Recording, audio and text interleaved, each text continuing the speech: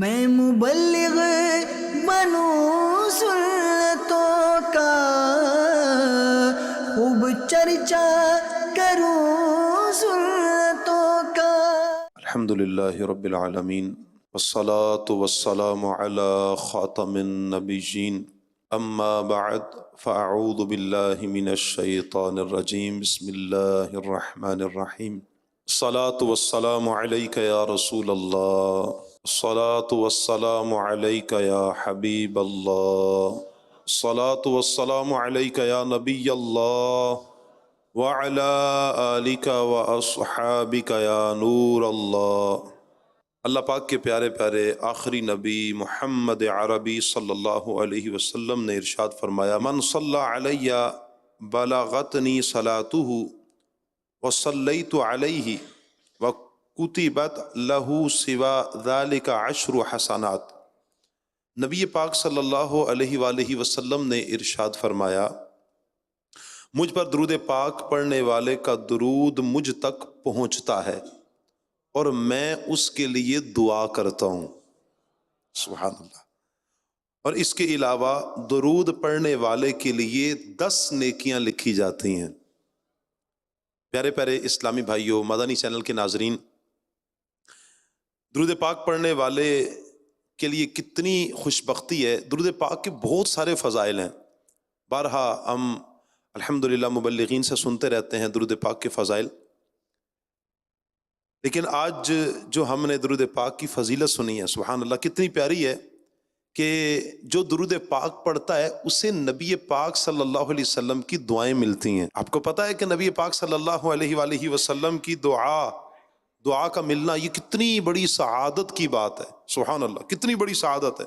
دعائے مصطفیٰ کی برکتیں جب ملتی ہیں تو نصیب چمک جاتے ہیں، دعائے مصطفیٰ کی برکتوں سے آفتیں بلائیں ٹل جاتی ہیں، دعائے مصطفیٰ کی برکات سے مشکلات حل ہوتی ہیں، مصطفیٰ کریم صلی اللہ علیہ وسلم کی دعاؤں کی برکت سے بگڑیاں بنتی ہیں، دنیا اور آخرت سنور جاتی ہے۔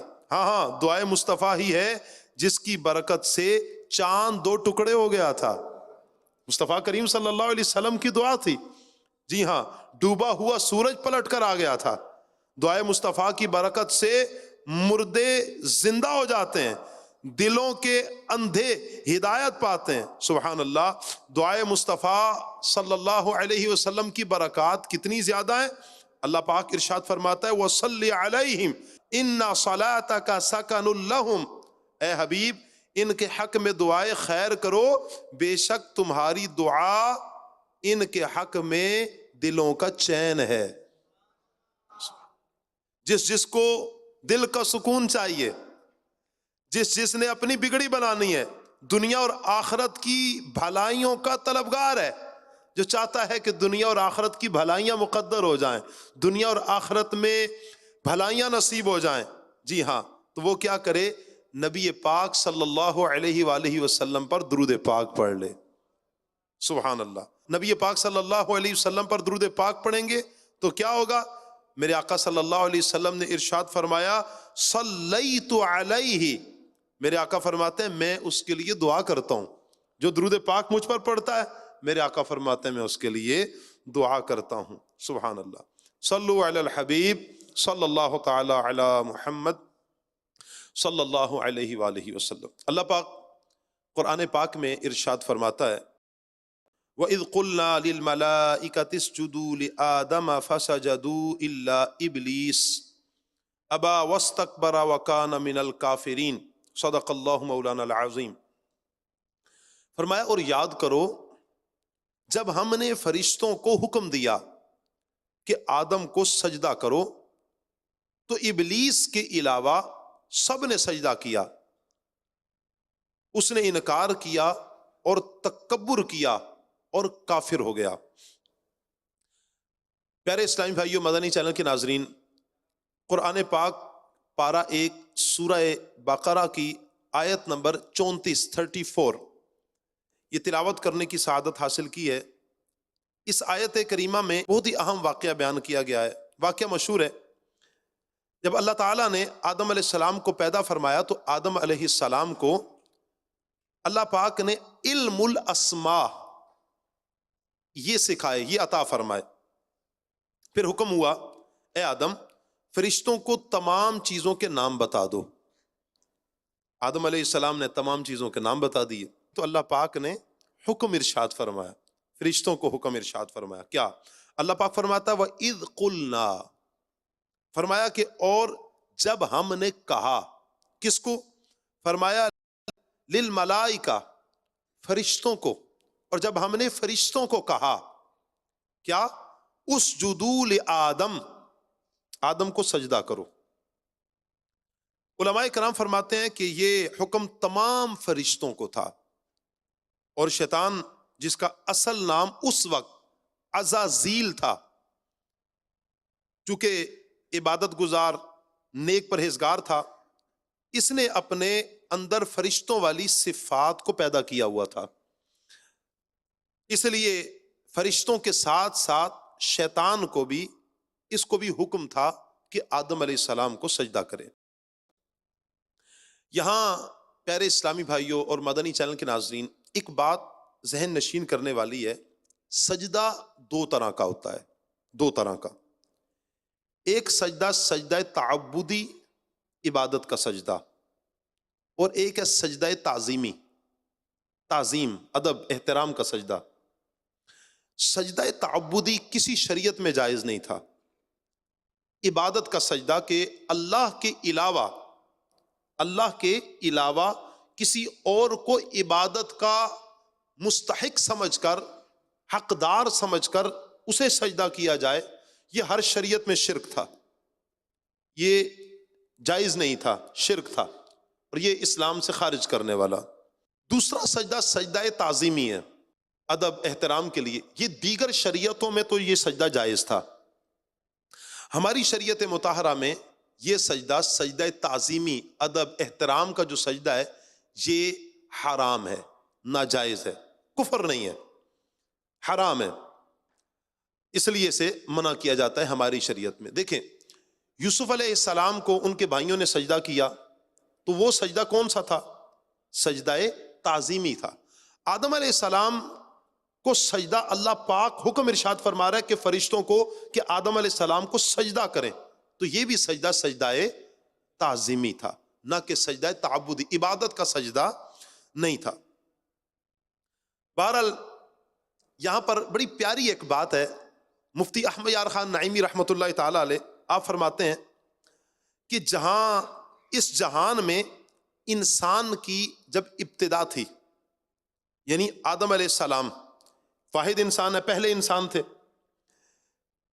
پہلے انسان ہیں، پہلے نبی ہیں، فرشتوں سے آپ علیہ السلام کی تعظیم کروائی گئی، فرشتوں کو حکم ہوا کہ آدم علیہ السلام کو، نبی کو سجدہ کریں، تعظیم کروائی گئی۔ یوں ہی جب اگلے جہان میں پہنچیں گے، یعنی قیامت قائم ہوگی، تو جہاں ابتدا تھی وہاں پر بھی تعظیم نبی، اور جب تمام مخلوق محشر کے میدان میں جمع ہوگی، سارے انبیاء کرام کے پاس لوگ جائیں گے کہ حساب کتاب کا معاملہ اللہ پاک شروع فرما دے، اس وقت میں جب نبی پاک صلی اللہ علیہ وسلم کی بارگاہ میں آئیں گے اور حضور فرمائیں گے انا لہا، انا لہا، میں ہوں نا اس کے لیے، میں تمہاری شفاعت کروں گا، میں اللہ پاک کی بارگاہ میں عرض کروں گا، انا لہا کہہ کر حضور سب کو بلائیں گے۔ دیگر انبیاء کیا کہہ رہے ہیں؟ اذهبوا الی غیری، کسی اور کے پاس جائیں، اور حضور کہہ رہے ہیں انا لہا، انا لہا، سبحان اللہ۔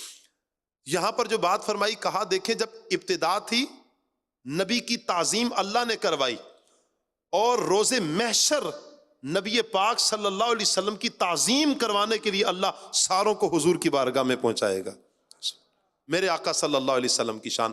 تو ابتدا بھی تعظیم نبی سے، اور جب محشر کا میدان ہوگا وہاں پر بھی نبی کی تعظیم۔ تو یوں سمجھے کہ ہماری ابتدا بھی، ہماری تو نس کے اندر الحمدللہ انبیاء کی تعظیم ہی ہے، اور یہ ہونا بھی چاہیے کہ ہماری تو نس نہ، چونکہ ہماری ابتدا بھی تعظیم سے، ہماری انتہا بھی تعظیم نبی سے ہے، سبحان اللہ۔ بہرحال مدنی چینل کے ناظرین، اللہ پاک نے جو فرشتوں سے فرمایا کہ سجدہ کرو، تو کیا ہوا؟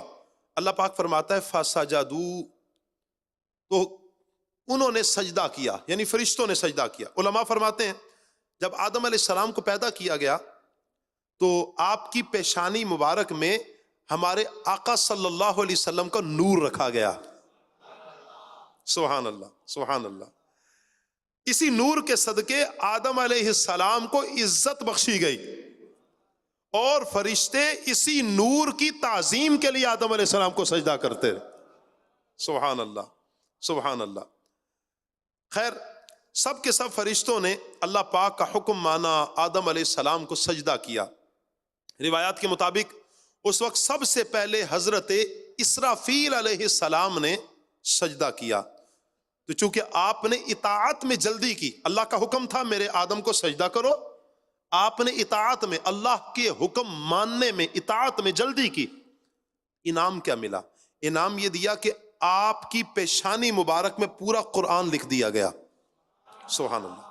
پیارے اسلام بھائیو، اس میں ہمارے لیے کیا سبق ہے کہ جب اطاعت کرنی ہے، جب اطاعت اللہ کا، اللہ کے رسول صلی اللہ علیہ وسلم کا کوئی حکم ہمیں ملتا ہے، اب دیر نہ کریں، عجلت، جلدی کریں۔ حدیث پاک میں جلد بازی کو شیطانی کام کہا گیا ہے، لیکن نیکیوں کے کام میں جلدی کرنے کو شیطانی کام نہیں کہا گیا۔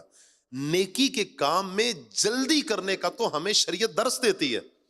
منقول ہے ایک مرتبہ حضرت سیدنا صدیق اکبر رضی اللہ تعالیٰ عنہ، کتنی بڑی شان ہے، مسلمانوں کے پہلے خلیفہ، تمام انبیاء اور رسولوں کے بعد جو سب سے افضل ذات ہے، سیدنا صدیق اکبر رضی اللہ تعالیٰ عنہ کی اتنا بڑا مقام، اتنی بڑی شان کے مالک ہیں۔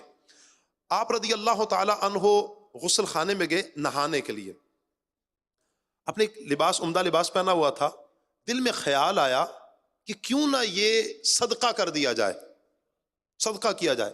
آپ نے فوراً اپنے جسم کو ڈھانپا، باہر تشریف لائے، اس کو صدقہ کیا، اس مال کو، اس لباس کو صدقہ کیا۔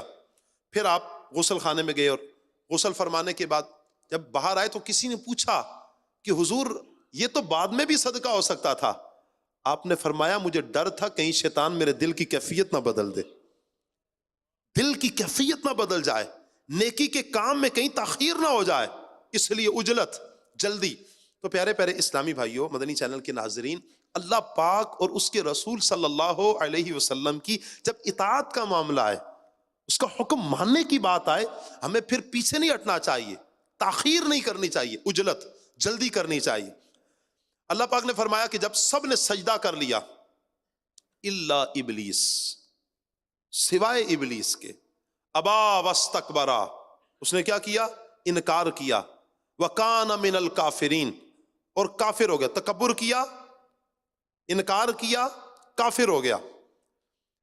فرمایا کہ مگر ابلیس، اس نے انکار کیا اور تکبر کیا اور ہو گیا کافروں سے، یعنی سب کے سب فرشتوں نے آدم علیہ السلام کو سجدہ کیا، مگر اس شیطان بدبخت نے سجدہ نہیں کیا، جو فرشتہ نہیں تھا بلکہ اصل میں جن تھا، فرشتوں کے ساتھ رہتا تھا، ابلیس، اس نے انکار کیا، آدم علیہ السلام کے مقابلے میں تکبر کیا، اللہ کا حکم نہیں مانا۔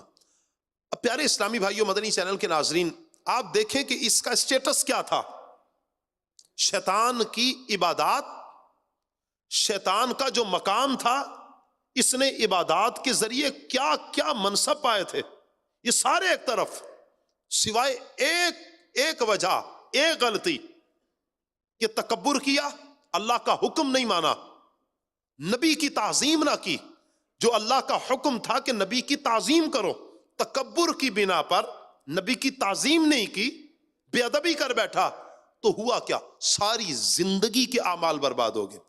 حضرت سیدنا کعب الاحبار رضی اللہ تعالی عنہ، اس کا جو سٹیٹس تھا وہ بیان فرماتے ہیں۔ آپ فرماتے ہیں کہ ابلیس 40,000 سال تک جنت کا خزانچی رہا۔ کیا اس نے عبادت کی ہوگی کہ یہ 40,000 سال تک یہ کس مقام پر فائز رہا؟ اللہ اکبر، کیا مقام اسے ملا کہ خزانچی رہا جنت کا؟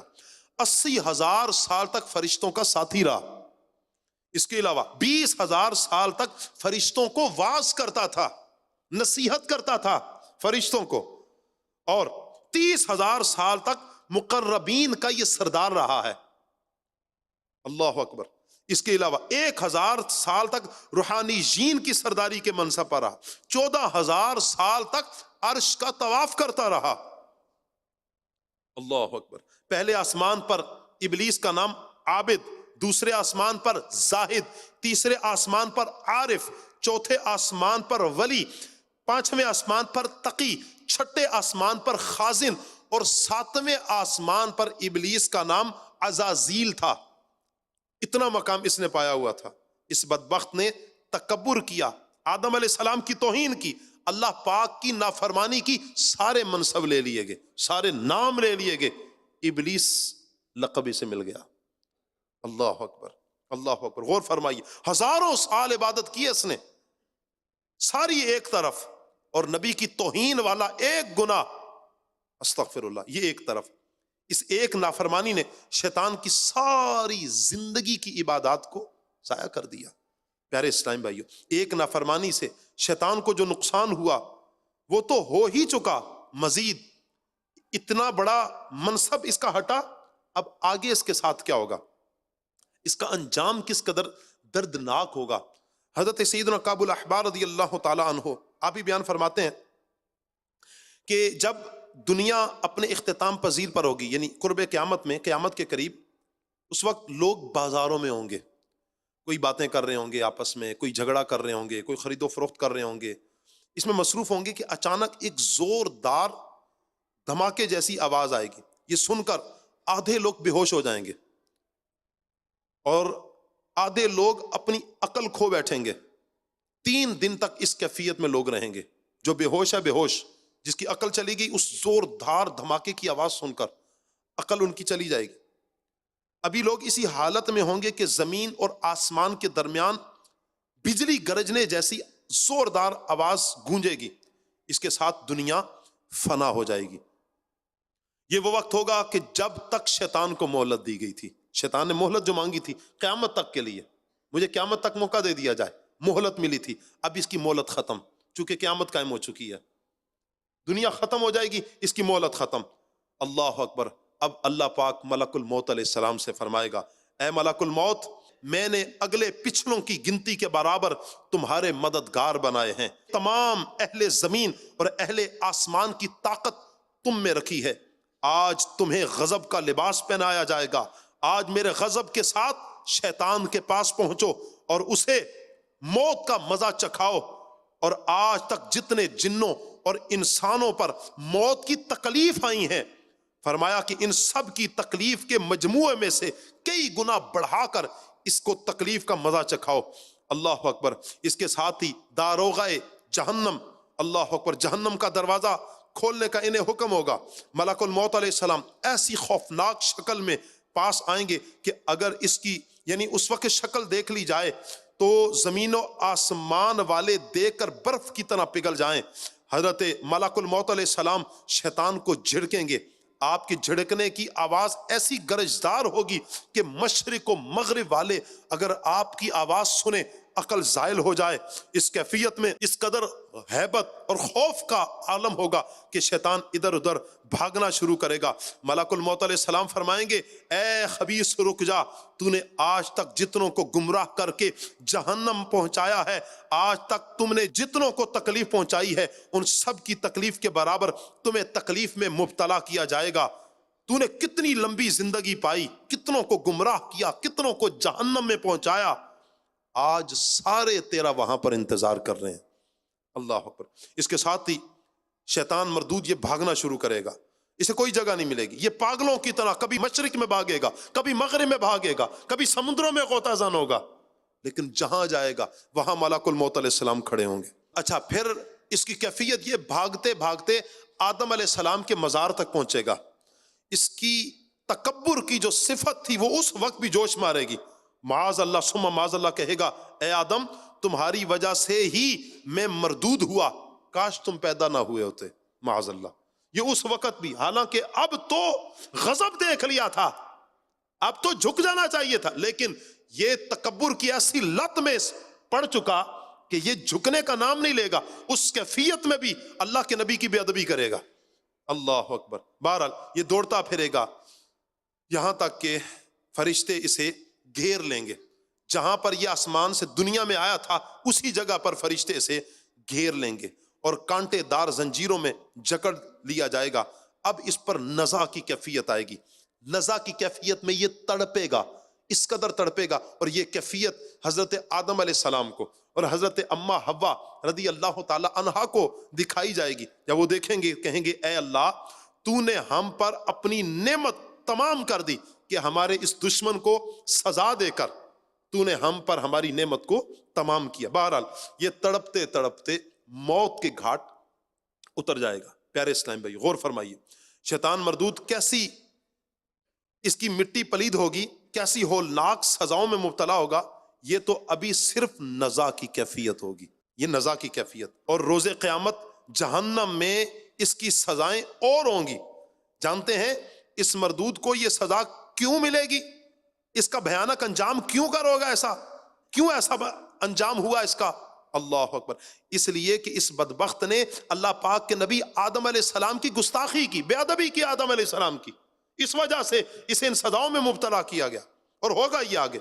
نبی کے مقابلے میں تکبر کیا اس نے، اللہ پاک کا نافرمان ہوا. اللہ کے حکم کے سامنے اس مردود نے اپنی عقل دوڑانا شروع کی، جس کے سبب اس نے ساری زندگی کے لیے صبح قیامت تک کے لیے ذلت اور رسوائی کا توق اپنے گلے میں ڈالا. الامان الامان. اللہ ہم سب کو تکبر جیسی اس آفت سے ہم سب کو محفوظ فرمائے. پیارے اسلام بھائیو، شیطان میں بیسیکلی 3 خرافات تھیں. 3 وجوہات کی بنا پر یہ مردود ہوا، تکبر کر بیٹھا، نبی کی گستاخی کر بیٹھا. سب سے پہلے حسد، اس کے اندر حسد کی آگ تھی. اس پہلی باطنی بیماری حسد، یعنی اللہ پاک کی تقسیم پر راضی نہ ہونا، کسی کے پاس نعمت دیکھ کر جلنا، استغفر اللہ، اور وہ نعمت اس سے چھن جائے یہ تمنا کرنا. شیطان بدبخت کو اس بات پر حسد تھا کہ آخر آدم علیہ السلام ہی کیوں خلیفہ بنائے گے؟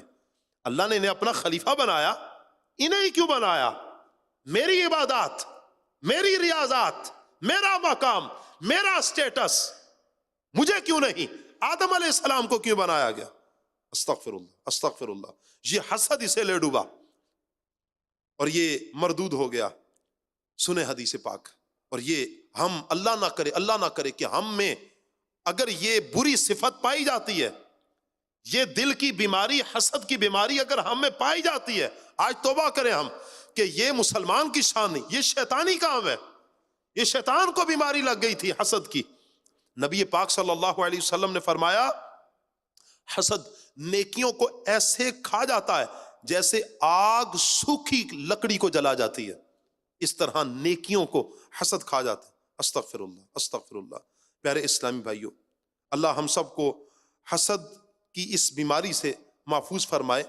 اور حسد کتنی بری بیماری ہے. حضرت فضیل بن عیاض رحمۃ اللہ تعالی علیہ، آپ کے ایک شاگرد تھے، نزع کی کیفیت میں آپ ان کے پاس گئے اور اس کے پاس سورہ یاسین پڑھنے لگے. کہا بند کرو قرآن، معاذ اللہ.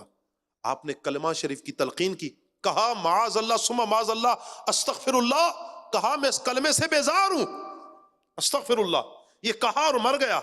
40 دن تک حضرت فضیل بن عیاض رحمۃ اللہ علیہ غم میں روتے رہے. اور جب خواب 40 دن بعد آیا تو دیکھا کہ فرشتے سے گھسیٹ کر جہنم میں لے جا رہے ہیں. پوچھا اس سے کہ کیا وجہ تھی کہ تمہارا یہ خاتمہ ایمان پر نہ ہوا؟ میرے شاگردوں میں تیرا بڑا مقام تھا. اس نے کہا 3 بیماریاں تھیں میرے اندر. ایک، میں چغلی کرتا تھا، اور دوسرا کہا کہ میں حسد کرتا تھا اپنے ساتھیوں سے. تیسری بیماری میرے اندر یہ تھی کہ 1 سال بعد 1 گلاس شراب پیتا تھا.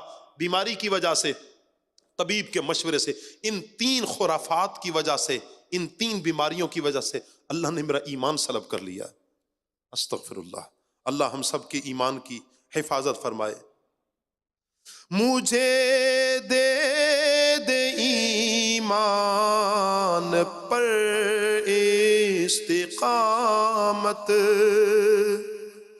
اللہ مجھے دے دے ایمان پر استقامت، پے سید محتشم یا الہی، پے سید محتشم یا الہی، اور خدایا برے خاتمے سے بچانا،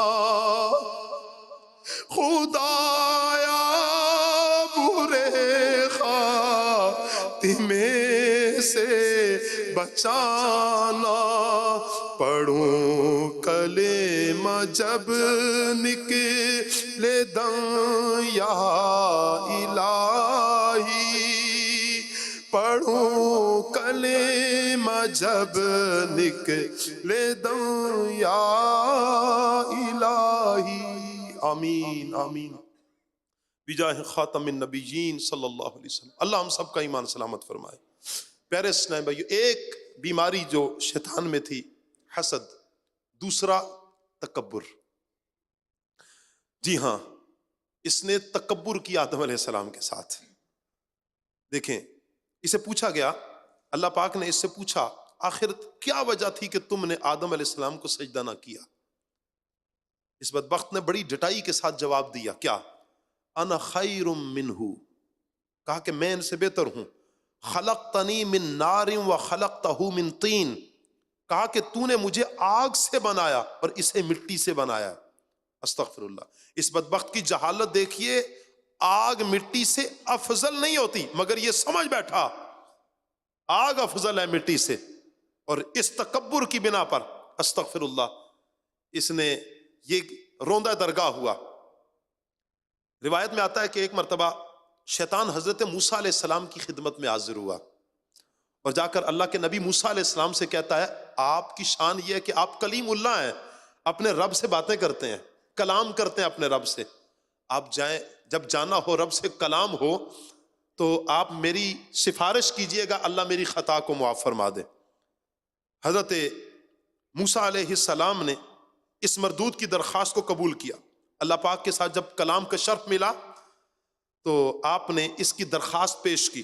اللہ پاک نے فرمایا، اے موسیٰ، شیطان سے کہیے کہ میں اسے معاف کر دوں گا، لیکن وہ سب سے پہلے آدم علیہ السلام کی قبر پہ جائے، قبر کو سجدہ تعظیمی کرے، تعظیمی سجدہ کرے، توبہ کر لے، میں قبول کر لوں گا۔ موسیٰ علیہ السلام نے جب پیغام پہنچایا پھر یہ تکبر کر بیٹھا، بولا کہ میں نے آدم ہی کو سجدہ نہ کیا تو اب ان کی قبر پر کیسے جا کے سجدہ کروں؟ معاذ اللہ، کہا میں ہرگز سجدہ نہیں کروں گا۔ استغفر اللہ۔ یہ ہے تکبر، اور تکبر کی نحوست پیارے اسلامی بھائیوں کیسی، استغفر اللہ، کہ یہ اتنے بڑے مقام سے کہاں جا بسا، جا کے یہ برباد ہوا۔ استغفر اللہ۔ تو اس لیے پیارے اسلامی بھائیوں تکبر سے اپنے آپ کو بچانا ہے۔ تیسری جو بری عادت تھی، بری صفت، بری بیماری تھی اس کو، کیا؟ سرکشی، بغاوت کا ذہن، باغی طبیعت۔ جی ہاں، تیسری باطنی بیماری جو شیطان کی ہلاکت کا سبب بنی وہ ہے سرکشی۔ یہ بدبخت عبادت گزار تو تھا مگر اس کے اندر سرکشی کا جذبہ تھا، اس کی طبیعت میں باغی پن تھا۔ دیکھیں، ایک مرتبہ جب اللہ تعالیٰ نے اپنے دست قدرت سے آدم علیہ السلام کو پیدا فرمایا، جسد خاکی جب ان کا تیار ہوا لیکن روح نہیں پھونکی گئی تھی آدم علیہ السلام میں، تو فرشتے بڑے تعجب سے آدم علیہ السلام کی زیارت کرنے کے لیے آتے تھے، اور فرشتے جا کر بتاتے تھے شیطان کو کہ تم بھی تو دیکھو۔ یہ ایک مرتبہ آیا، اس نے آ کر عجیب باتیں کی، کہا کہ یہ تو اندر سے خالی ہیں، انہیں اللہ اپنا خلیفہ بنائے گا، یہ تو اندر سے خالی ہے، معاذ اللہ ثم معاذ اللہ، استغفر اللہ۔ کہا اس میں جگہ جگہ سوراخ ہیں، اس خالی جسم میں کچھ نہیں ہو سکے گا۔ پھر اس بدبخت نے کہا اگر اسے اللہ نے اپنا خلیفہ بنایا میں اسے خلیفہ نہیں مانوں گا۔ یہ اس وقت ہی جب ابھی اپنے مقام پر تھا، اس وقت ہی بول بیٹھا تھا کہ میں نہیں مانوں گا۔ طبیعت میں کیا؟ باغی پن۔ استغفر اللہ۔ پیارے اسلامی بھائیوں، مدنی چینل کے ناظرین، دیکھیں ہم مسلمان ہیں، ہم اللہ کے بندے ہیں، بندہ ہوتا ہی بندگی سے ہے، ہم مسلمان ہیں، ہمارا کام ہی اللہ کے حکم کے آگے جھکنا ہے۔ آج معاذ اللہ ثم معاذ اللہ سوشل میڈیا کی نحوست اس قدر عام ہے کہ جس کی بنا پر مسلمانوں کو دیکھا جاتا ہے کہ استغفر اللہ وہ طرح طرح سے اسلام پر اعتراض کرتے ہیں، اسلام پر، بانی اسلام پر، معاذ اللہ صلی اللہ علیہ وسلم۔ اعتراضات کی بوچھاڑ دین اسلام. نماز پر اعتراض ہو رہا ہے. نماز کیوں اللہ نے نماز کیوں فرض کی؟ اللہ نے روزے کیوں فرض کی؟ استغفر اللہ. ہم تو بندے ہیں, ہمارا کام تو بندگی ہے, بندگی کرنا ہے, اللہ کے آگے جھکنا ہے, اللہ پاک کے حکم کے آگے جھکنا ہے, سر تسلیم خم کرنا ہے. ہم ڈٹائی کے ساتھ نہیں پوچھیں گے. ہم کون ہوتے ہیں پوچھنے والے؟ ہم تو اس پالن ہار کے بندے ہیں جس نے ہمیں پیدا کیا ہے, ہماری تخلیق فرمائی ہے, ہمیں دنیا میں بھیجا ہے, ہمیں ہزار نعمتوں سے مالا مال کیا ہے. اس کے باوجود ہم سوال کریں گے استغفر اللہ کہ یہ کیوں ہوا. پھر معاذ اللہ نماز کے بارے میں سوال. اسلام نے ہمیں نماز کا حکم کیوں دیا؟ سود کیوں حرام ہوا؟ روزے کیوں ہیں؟ زکوٰۃ اور ٹیکس میں معاذ اللہ ثم معاذ اللہ فرق کیا ہے؟ عورت کی وراثت میں سوال اور پردے کے بارے میں سوال. کتنے افسوس کی بات ہے. میں تو اللہ کا بندہ ہوں, میرے جسم پر میرے رب کی مرضی ہے. ہماری مرضی کیسے ہو سکتی ہے ہمارے جسم پر؟ استغفر اللہ. یہ کیسی سرکشی اور کتنی بڑی معاذ اللہ جرت ہے اللہ اور رسول کے فرمان پر سوال اٹھانا, قرآن و حدیث کے احکامات کو اپنی ناقص عقل پر تولنا. یہ کہاں کی مسلمانی؟ مسلمان کا تو معنی کیا ہے؟ سبحان اللہ, مسلمان کا معنی سر جھکانا ہے, جھک جانا ہے. اور یہ سر نہ جھکانا, ڈٹائی کے ساتھ اکڑ جانا, یہ تو صفت تھی شیطان کی. شیطان میں سرکشی آ گئی تھی. لہٰذا پیارے اسلامی بھائیوں, مدنی چینل کے ناظرین, ہم اپنے اندر ایسی بری عادات, ایسی بری صفات نہ آنے دیں. اللہ نہ کرے اگر کوئی ہمارے اندر آئی ہیں تو ہم ان کو زائل کریں, اس کا علم حاصل کریں. انشاءاللہ عز و جل جب ہم اس کا علم حاصل کریں گے ہمیں معلوم ہوگا کہ تکبر کیا ہے, حسد کیا ہے, یہ باغی طبیعت کیا ہے. انشاءاللہ ہم اس کو دور کریں گے. اور کیسے ہوں گی یہ دور؟ یہ نیک لوگوں کی صحبت. الحمدللہ قبلہ شیخ طریقت امیر اہل سنت کی صحبت کا فیض ہے کہ الحمدللہ دل کی ان بیماریوں کو امیر اہل سنت دھوتے ہیں, صاف کرتے ہیں, دل کی بیماریاں ختم کاٹ کرتے ہیں قبلہ شیخ طریقت امیر اہل سنت. تو پیارے اسلام بھائیو, بہترین ذریعہ ہے مدنی مذاکرہ. آپ مدنی مذاکرہ دیکھیں, مدنی مذاکرہ ہو, اجتماع ہو, مدنی قافلے ہوں, درس و تدریس, درس ہے, چوک درس ہے, گھر درس ہے, مسجد درس ہے. آپ مدنی کاموں میں اپنے آپ کو صرف کریں, انشاءاللہ اپنا وقت دیں.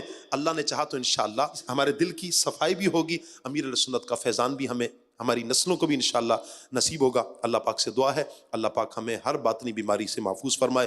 آمین بجاہ خاتم النبیین صلی اللہ علیہ وسلم. صلو علی الحبیب صلی اللہ تعالی علی محمد صلی اللہ علیہ وسلم. میں مبلغ بنوں سنتوں کا,